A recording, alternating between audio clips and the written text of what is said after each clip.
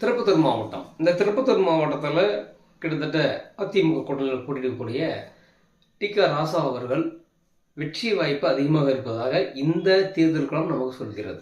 அதுக்கு என்ன காரணம் அப்படின்னா, திருப்பத்தூர் ஒட்டியக்கூடிய 1000 ஏக்கர் நிலம் கொண்ட ஏரி. இதை 5/6/2022 அன்றைக்கு இருந்த மாவட்ட ஆட்சியரும் இப்போ இருக்கக்கூடிய எம்எல்ஏ அவர்களும் பார்வையிட்டு நாங்கள் இதை படைகளமாக மாற்ற போகிறோம் அப்படின்னு அறிக்கை விட்டாங்க. அதுக்கு 26 கோடி ரூபாய் ஒதுக்குதாகவும் தகவல் சொல்கிறாங்க.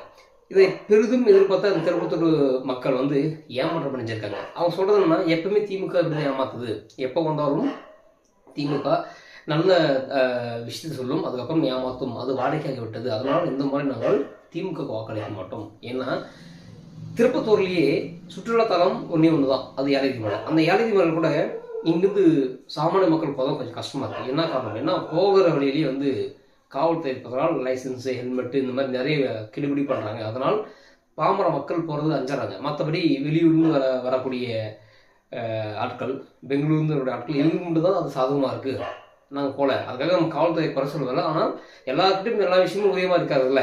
அப்போ சட்டம் அங்கெல்லாம் சரியாக பாய்வதில்லை, நாங்கள் போனால் மட்டும் சட்டம் அங்கே சரியாக பாய்கிறது அப்படின்னு சொல்லிட்டு பாமர மக்கள், உழைக்கக்கூடிய மக்கள், கிராம மக்கள் யாரும் அந்த ஏலகிரி மலைக்கு பெரிதாக சுற்றுலா போகிறதில்ல.